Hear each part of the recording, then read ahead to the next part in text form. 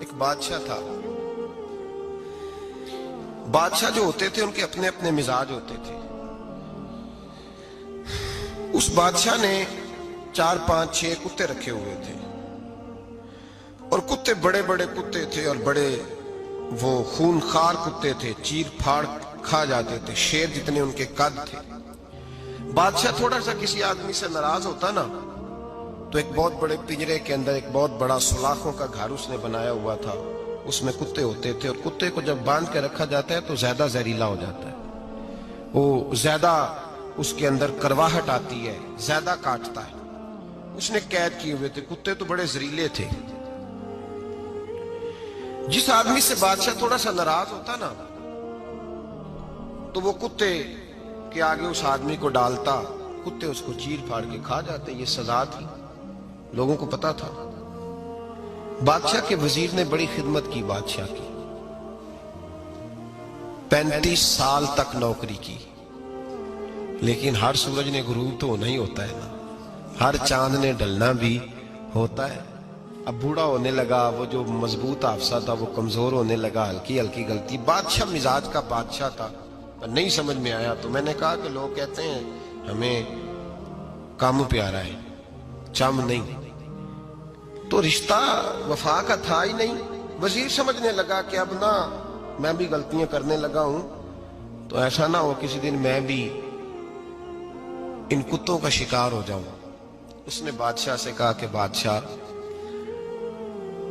مجھے آہستہ آہستہ معذرت کرنے لگا, قدم ہٹانے لگا کہ مجھے چھٹی دے دی جائے, میں بوڑھا ہو گیا ہوں. لیکن اس نے کہا نہیں نہیں, جب تک میری طبیعت نہیں مانتی تم نہیں جا سکتے. مطلق العنان لوگ تھے. وزیر خاموش ہو گیا, پریشان رہنے لگا. غلطی ہو گئی ہے تو پھینک دے گا. ایک تجویز اس کے ذہن میں آئی. وہ جو پنجرے, کتوں کے پنجرے پر محافظ بیٹھا تھا نا, جو ان کو کھانا ڈالتا تھا, روٹی ڈالتا تھا, گوشت دیتا تھا, اس کو ایک دن کہنے لگا یار تیری ڈیوٹی ہے سارا دن کتوں کو کھانا دینے کی, گوشت دینے کی, تو 2 4 دن ڈیوٹی مجھے نہیں دیتا؟ تو لے لے, میں تو پہلے پریشان ہوں, سارا دن ان کی دیکھ بھال کرتا ہوں. اس نے کچھ تھوڑا سا گوشت لیا, پنجرے کے باہر کھڑے ہو کے کتوں کو ڈالا. اگلے دن تھوڑی روٹیاں لے آیا, کتوں کو ڈالی. 2 4 دن, ہفتہ, مہینہ, سال بھر, جتنا اس کو موقع ملا وہ دن بھر خدمت کرتا. بس وقت ایک دن آ گیا, بادشاہ کو کوئی بات اچھی نہ لگی. اس نے کہا اس بڈھے کو اٹھاؤ اور ڈالو کتوں کے پنجرے میں. ساری زندگی یہاں رہا, اسے ابھی تک نہیں پتا چلا میرے مزاج کا.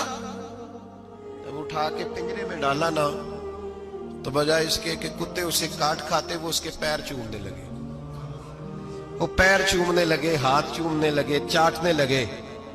تو بادشاہ اب سامنے کھڑا تھا نظارہ دیکھنے کو کہ چیر پھاڑ کرتے تو خوش ہوا کرتا تھا. خونخوار درندے جیسی اس کی طبیعت ہو گئی. جب دیکھا پیار کر رہے ہیں تو بادشاہ وزیر سے کہنے لگا یہ کیا ہے؟ تو وزیر رو پڑا, کہنے لگا تو سیاستدان تھا تو میں بھی سیاستدان تھا, ساری زندگی سیاست کی لیکن دنیا داروں کے ساتھ رہا, تو انجام یہ ہوا کہ مجھے اس پنجرے میں ڈال دیا گیا.